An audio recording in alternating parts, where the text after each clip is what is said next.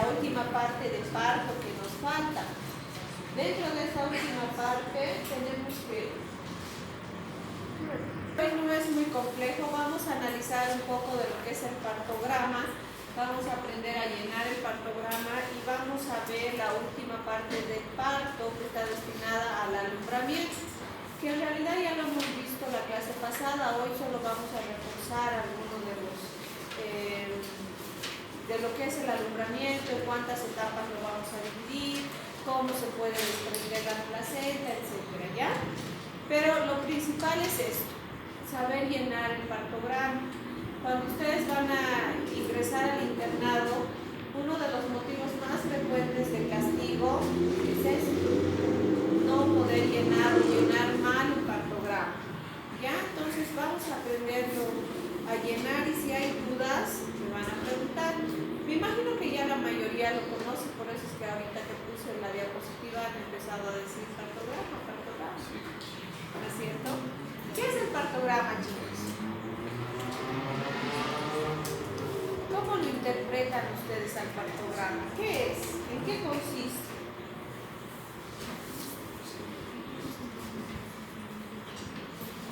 ¿Para qué sirve?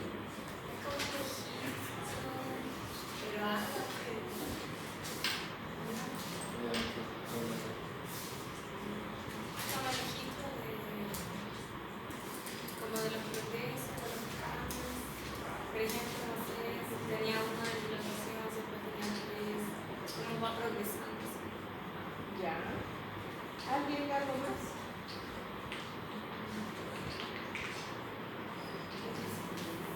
¿No tienen idea qué es? Un registro sistemático de todas las Ya. Entonces es un registro gráfico de la evolución del trabajo de parto, ¿ya? Que para poderlo habilitar o empezar a llenar tiene que sufrir ciertas características la paciente. Por ejemplo, si tenemos una paciente con 1 de dilatación, ¿ustedes creen que vamos a abrir el partograma? ¿Se abre o no se abre? ¿Quién dice sí? ¿Quién dice no? No se abre. Correcto. ¿A partir de cuánto de dilatación abrirían un partograma? 4 centímetros de dilatación. Y para eso es que nos viene a marcar aquí, ¿no es cierto? Recién tenemos una línea de alerta que empieza con 4 centímetros de dilatación. Esta es la hoja completa. Ahora nosotros vamos a desglosar cada parte para poder analizar qué es lo que tenemos que anotar, qué es lo que tenemos que registrar de la paciente para ver la evolución del trabajo de parto. Arriba, como siempre, vienen los datos de la paciente: nombre, edad, a qué hora ha ingresado al servicio de dilatantes y si a su ingreso las membranas estaban rotas o estaban íntegras. Eso es lo más importante que debemos registrar, además de la fecha. Una vez que eso está llenado, lo que sigue, ¿qué es? El registro de la frecuencia cardíaca fetal. Lo que ustedes van a ver, han visto que la hoja del partograma es así, cuadriculada, ¿no es cierto? Está dividido en cuadritos.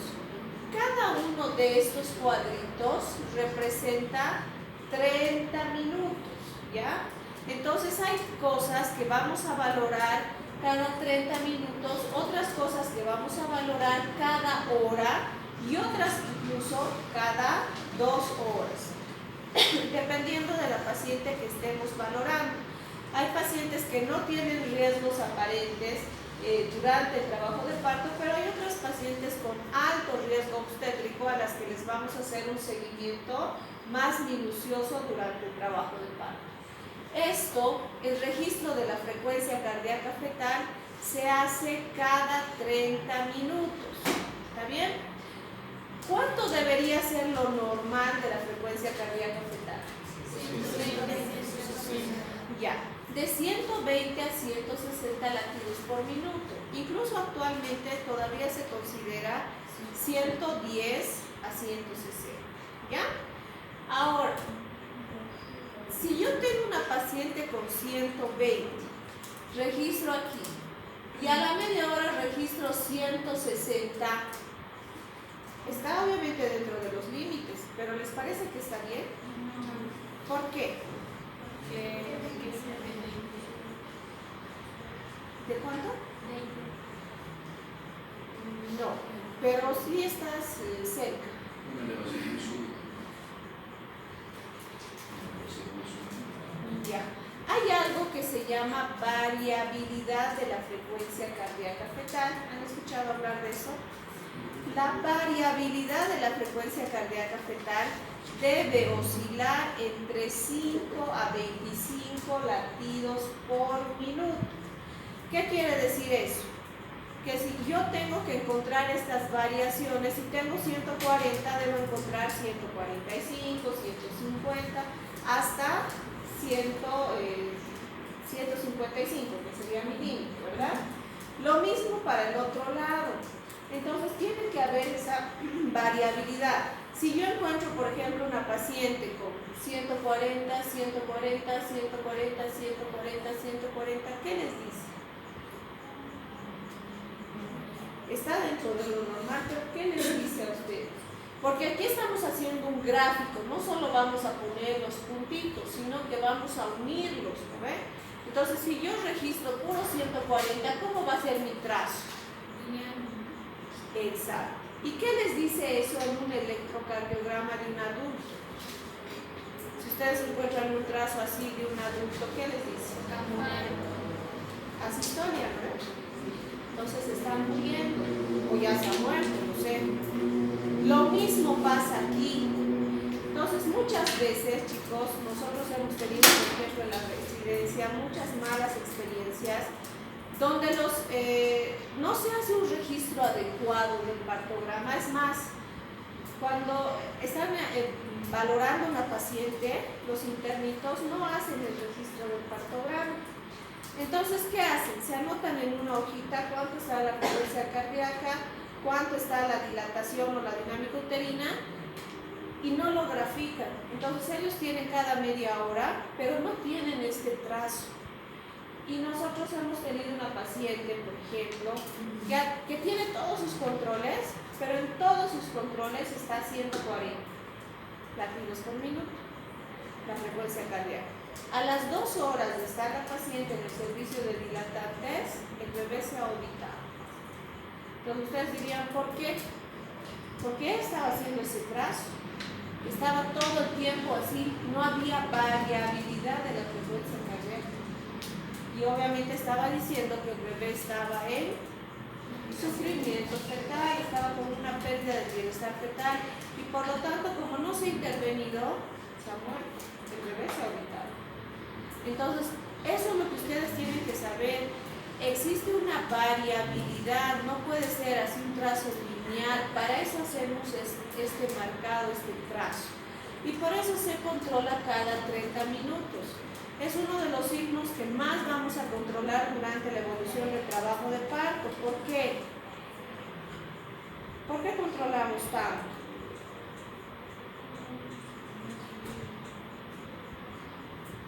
Ya hemos visto parto. ¿Qué pasa con el bebé? ¿Qué les he dicho de las desaceleraciones, por ejemplo? ¿Qué son los DIPs? Porque va a disminuir la frecuencia cardíaca fetal y además el bebé de por sí puede entrar ¿en qué? En estrés. Porque ¿qué pasa con las contracciones uterinas? ¿Qué hemos dicho de las contracciones uterinas? Aumentan el próximo. O sea, disminuyen la cantidad de oxígeno en el cuerpo. A mayor intensidad de las contracciones uterinas, menor cantidad de oxígeno le va a llegar al bebé. Eso hemos dicho, ¿no es cierto? Entonces, por eso es que nosotros tenemos que controlar cómo está yendo la frecuencia cardíaca del bebé, y por eso se hace cada 30 minutos. ¿Está claro esto? ¿Ven? Vamos más abajo y ¿qué vamos a encontrar? El estado de las membranas. ¿Cómo están las membranas al ingreso? ¿Están rotas? ¿Están íntegras? Dependiendo de lo que encontremos. Si tenemos las membranas íntegras, vamos a poner I. Si ya tenemos las membranas rotas o se han roto en el camino, vamos a poner R. Y tenemos que especificar qué tipo de líquido estamos encontrando. Un líquido claro, si es claro, vamos a poner RC. Si es meconiado, RN. Y si es sanguinolento, RS. ¿Ya? Entonces, eso es como debemos ir registrando ahí. Debajo del líquido amniótico está esto que se llama el moldeamiento del cráneo, que le vamos a dar 3 clasificaciones, 1, 2 y 3, así se registra. Vamos a decir que el moldeamiento del cráneo es de 1. Ustedes saben que tiene aquí el bebé. Fontanelas y suturas, ¿no es cierto? Entonces, para que el bebé vaya adquiriendo todas las posiciones que hemos hablado en el trabajo de parto, esta fontanela es muy importante. ¿Por qué? Porque amplía y disminuye los diámetros del mismo feto. Como es una parte cartilaginosa, puede hacer que los huesos frontales se unan y por lo tanto, ¿qué pasa? Disminuyen los diámetros del cráneo. Entonces, si nosotros al hacer el tacto vaginal todavía sentimos las fontanelas, vamos a decir 1, ¿ya? Un moldeamiento del cráneo 1. Si a medida que el bebé vaya descendiendo más a través de del canal del parto, las fontanelas tienden a desaparecer y los huesos frontales tienden a unirse, entonces choca. Ahí vamos a decir 2, moldeamiento del cráneo 2. Y existe un momento, en algunas pacientes puede existir y en la mayoría no existe, en el periodo expulsivo, donde las fontanelas una va a cabalgar a la otra. En otras palabras, una se pone encima de la otra. Y a eso vamos a llamar moldeamiento del cráneo 3. Esta última parte de la tercera, del moldeamiento del cráneo tipo 3, generalmente no está presente. ¿Y en quiénes va a estar presente?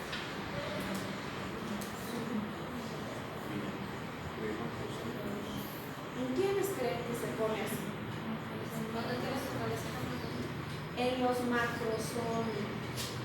Ahora, en algunos otros bebés que tengan malformaciones también va a estar presente. Por eso es que les digo que es muy raro. En una paciente sin aparentes factores de riesgo, generalmente no llegamos. Y si se llega es en el momento exacto del expulsivo y listo. Entonces ustedes ven que ya está saliendo la cabecita, tratan de tocar o encontrar la fontanela y ven que está un poquito como que cabalgando, pero no es así. Entonces está como que queriendo cabalgar, entonces, y el bebé sale. Eso es normal, eso es lo que se puede esperar, ¿ya? Y eso es lo que ustedes valoran. La mayor parte del trabajo de parto, o tienen que sentir ustedes la fontanela o tienen que estar los huesos a la misma altura, ¿ya? Entonces, entre 1 y 2 es lo que vamos a esperar el moldeamiento del cráneo. ¿Han entendido hasta ahí? Ya. ¿Pasan? Sí. La pregunta, ¿esto también se evalúa cada hora? ¿Esto también se evalúa cada No, hora? cada hora. Esto del moldeamiento del cráneo lo vamos a valorar cada que hagamos el tacto vaginal. Y el tacto vaginal debemos realizarlo cada hora, ¿ya? Lo mismo, entonces para poner aquí en el registro, lo que ustedes van a poner, aquí es 1, este cuadrado lo dejan vacío porque no están valorando a la media hora, y en el tercer cuadrito recién ponen de nuevo 1, ¿me entienden? ¿Ven? Eso quiere decir que ustedes están controlando el moldeamiento del cráneo cada hora. ¿Está bien? Ya. Vamos bajando con respecto a la hoja del partograma y vamos a encontrar esto, que es por donde en realidad empezamos a abrir nosotros nuestro partograma, pero que por orden de prioridad está después de escrito, ¿ya? ¿Por qué? Porque la dilatación nos va a decir si nosotros abrimos o no abrimos el partograma. Como acabamos de decir hace un minuto, o hace un momento, perdón, vamos a iniciar el partograma con 4 centímetros de dilatación, ¿ya? Ustedes tienen en la emergencia una paciente que ha llegado, por decir, con bolsas rotas y está recién con 1 centímetro de dilatación. ¿Qué hacen con esa paciente? ¿Qué hacen? Una paciente que ya ha roto bolsas, ¿la van a mandar a su casa? No. ¿Qué van a hacer entonces? La van a internar. Y después de internar, ¿la van a abrir el partograma? ¿Qué van a hacer? La bolsa. Exacto, está bien que no van a abrir el partograma, pero sí tienen que ustedes controlar la evolución de esta paciente. Si estamos diciendo que está con 1 centímetro de dilatación, ¿qué harían con una paciente con bolsas rotas? ¿Qué hacen? Porque no le pueden mirar o decir, bueno, que inicie su parto, ¿no? Será mañana, pasado mañana. ¿Cuál es su conducta de ustedes?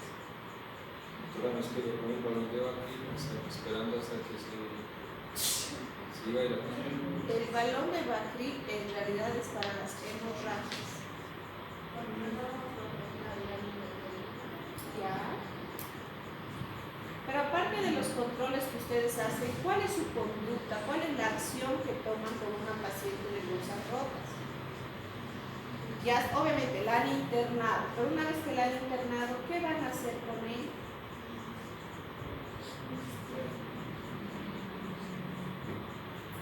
Hemos hablado la clase pasada. ¿Qué harían con ella? Hemos hablado de inducción, conducción, cesárea. ¿Qué van a hacer con esa paciente?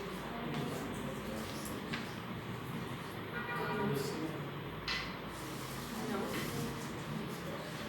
¿Por qué no conducir? ¿En quién es conducir? ¿Qué dice la escala del shock que hemos visto la clase pasada?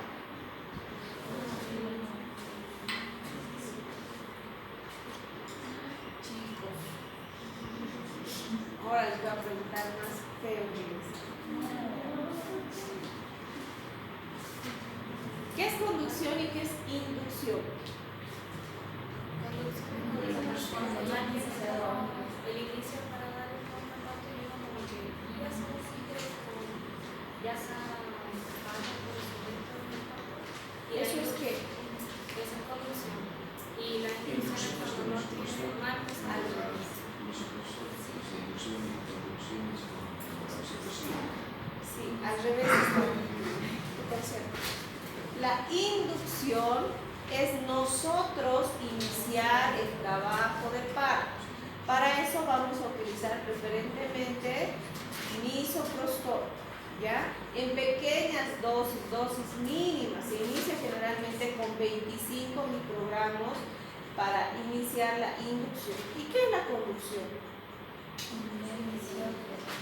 Es regular las contracciones uterinas una vez que la paciente ya ha iniciado el trabajo de parto. Entonces yo tengo una paciente con 4 o 5 de dilatación que por 2 horas no avanza esto, sigue.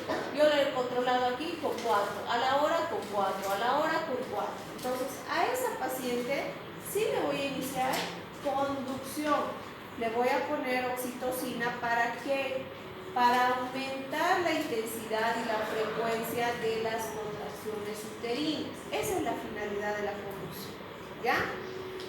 Entonces, si nos llega una paciente, como les decía en el ejemplo, permeable a dedo, con uno de dilatación, membranas rotas, etc., tengo solo 2 caminos.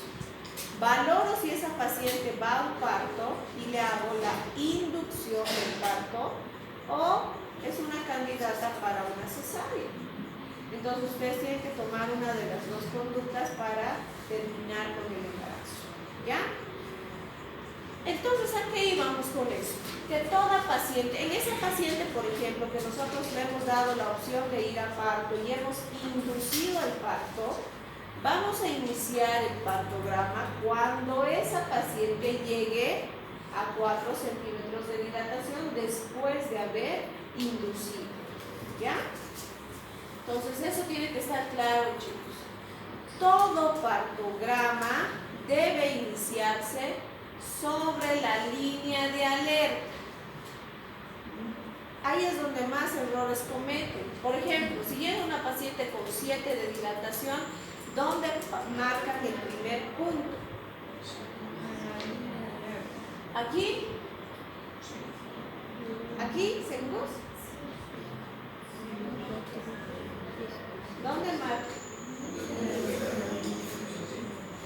Aquí, sobre la línea de alerta.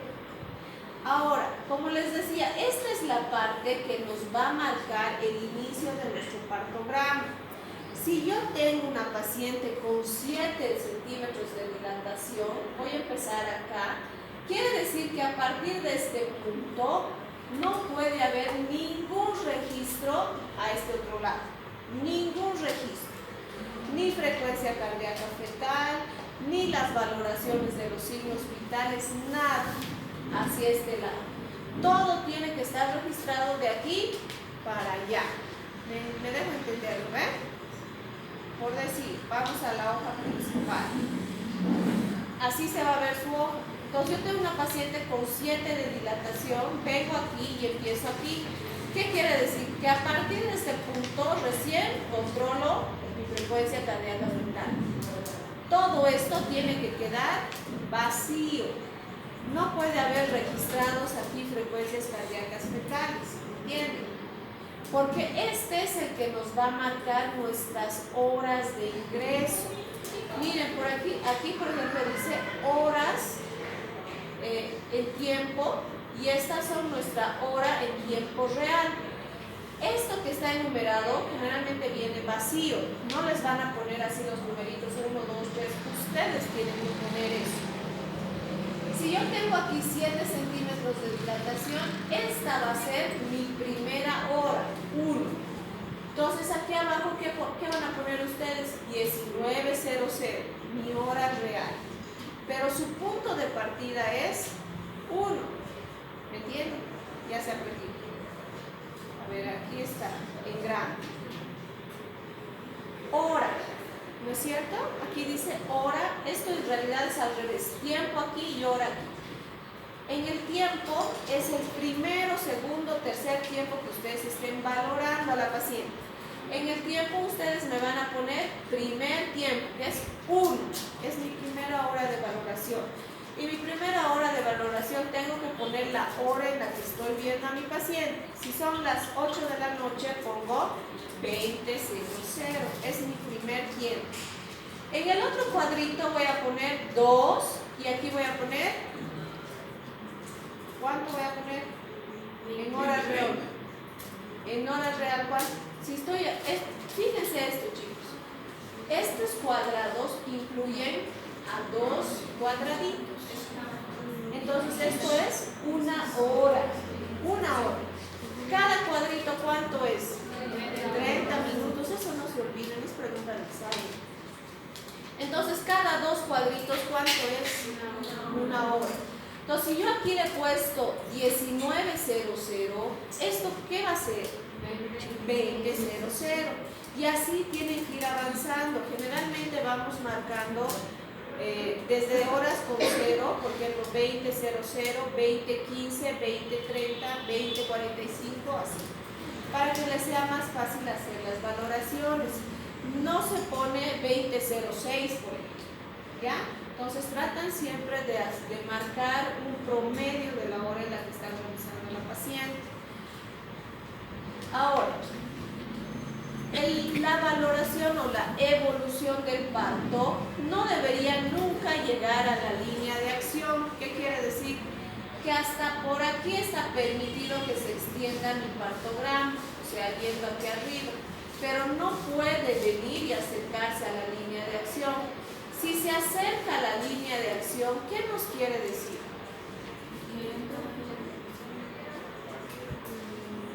¿Qué quiere decir? Si toco la línea de acción. Trabajo de parto prolongado. entonces yo tengo que tomar alguna conducta sobre él. Y nuevamente vamos a lo mismo. O conduzco a mi paciente o la opero. Solo siempre voy a tener esas dos opciones. Ahora, un trabajo de parto adecuado que ha progresado como se espera está en este trazo lila que ustedes ven acá. O sea, no debería ni siquiera extenderse más allá de la línea de Alberti. ¿Ya? Eso es lo óptimo que se espera en la valoración del trabajo de parto. ¿Están entendiendo ahí? Otra cosa que hacemos en este gráfico, en esta parte de esto, es el descenso de la cabeza fetal. El descenso de la cabeza fetal nosotros lo vamos a valorar estableciendo los planos de Hodge. ¿Cuáles eran los planos de Hodge, chicos? Son 4. ¿Cuáles son estos? El primero va del borde superior del cuello Hasta la segunda vértebra sacra o el promontorio. ¿El segundo? del borde inferior del pubis hasta la tercera. Ya. ¿Y la tercera? Las espinas ciáticas. ¿Y la cuarta? El borde del coxis. Entonces ustedes van a hacer el tacto vaginal y tienen que establecer dónde está la cabeza fetal. Si yo tengo una paciente que está en el primer plano de Hodge, marco aquí. ¿Y cómo marco? Voy a hacer un redondito en todo este cuadrado. Obviamente si mi paciente ha llegado con 4 centímetros de dilatación, ¿no? Entonces si ha llegado con 4, aquí voy a empezar a dibujar una cabecita. Este descenso de la cabeza fetal también se hace la valoración cada hora. Ahora, ¿cómo desciende la cabeza del feto, chicos? Eso también hemos visto en la clase pasada. Ya, sí, tienes razón en eso, pero ¿qué diferencia hay en una paciente multigesta y en una paciente primigesta?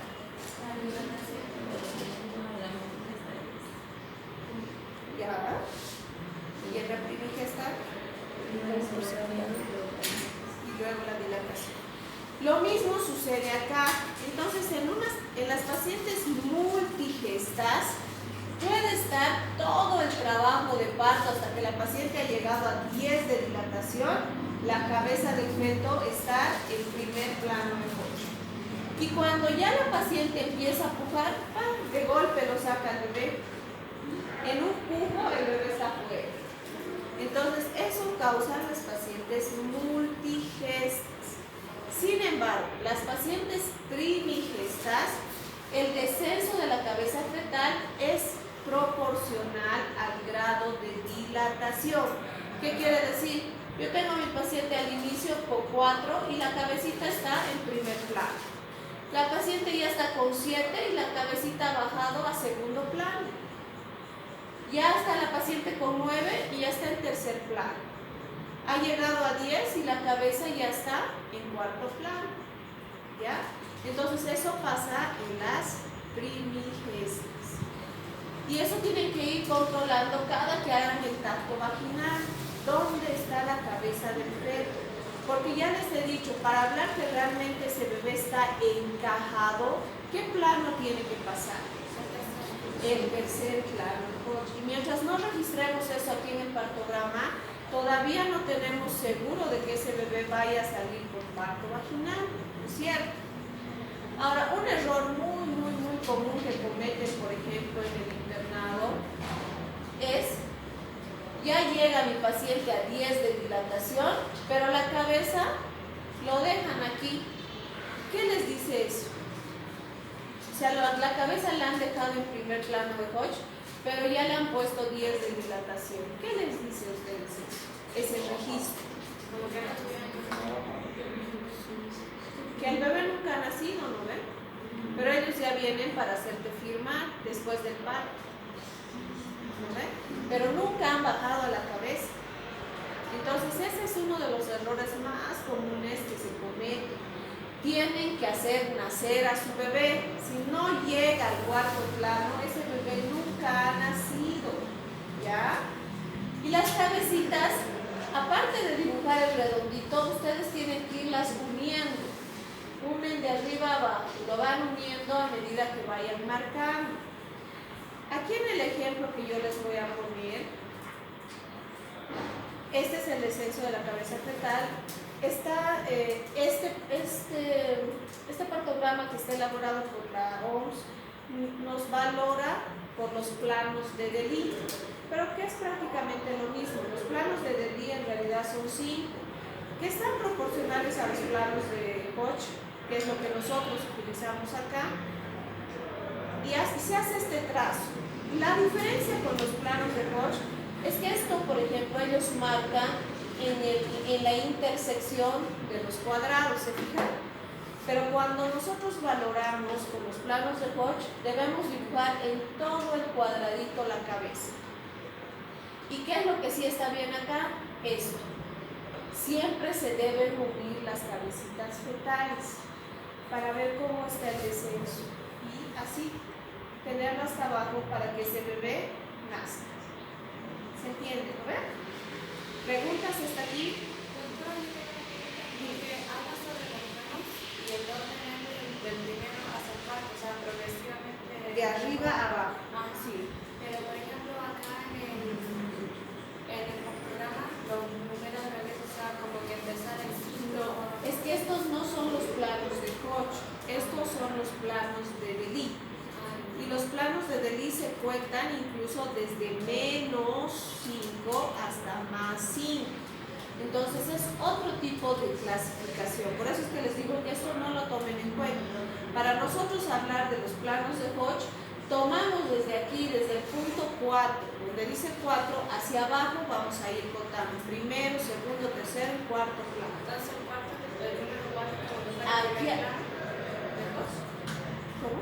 El punto 4 sería como el primer plano. El primer plano de Koch. Exacto. Aquí arriba es el primer plano, segundo plano, a ver, primero, segundo, tercero y cuarto plano. ¿Se entiende, no ven? ¿Preguntas?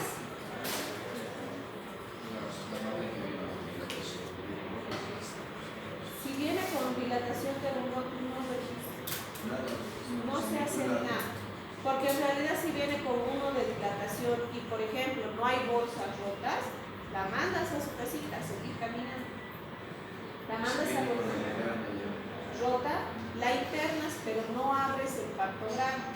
El partograma lo vas a abrir cuando la mamá lleva 4 centímetros de dilatación. La evolución de dilatación En la historia clínica. Tiene que estar registrado, sí, pero gráficamente